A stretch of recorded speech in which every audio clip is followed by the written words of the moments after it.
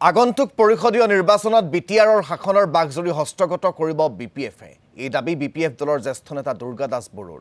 UPPL বিপিএফৰ মিত্ৰতা সন্দৰ্ভত মুখ্যমন্ত্ৰী ডক্টৰ হিমন্ত বিশ্ব শৰ্মাই কৌশলপূৰ্ণ স্থিতি গ্ৰহণ কৰা বুলিও তাৎপৰ্যপূৰ্ণ মন্তব্য দুৰ্গা দাস বৰুৰ। প্ৰসংগক্ৰমে বিটিআৰ প্ৰধান প্ৰমোদ বড়োকো আক্ৰমণৰ লক্ষ্য কৰিলে বিপিএফ নেতাগৰাকীয়ে।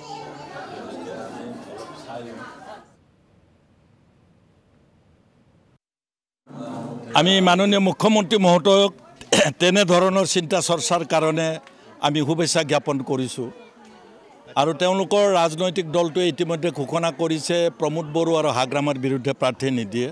তেওঁলোকে জেচ্ছা দেখাইছে।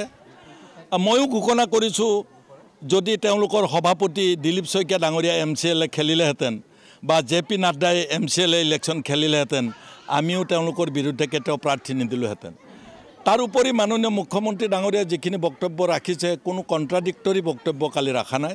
ৰাখিম যে এইবাৰ আমি একক সংখ্যাগৰিষ্ঠতা আনিম। আপোনালোকে জানে ওদালগুৰিত 10খন আসনৰ আমি এখন জিকিছিলোঁ। এইবাৰ আমি 4ৰ পৰা 5খন আসন আমি বিজয়ী হ'ম আৰু 4ৰ পৰা 5খন আসন বিজয়ী হ'লে আমি এই দেখোন চৰকাৰ কৰিম। এতিয়া দেখকে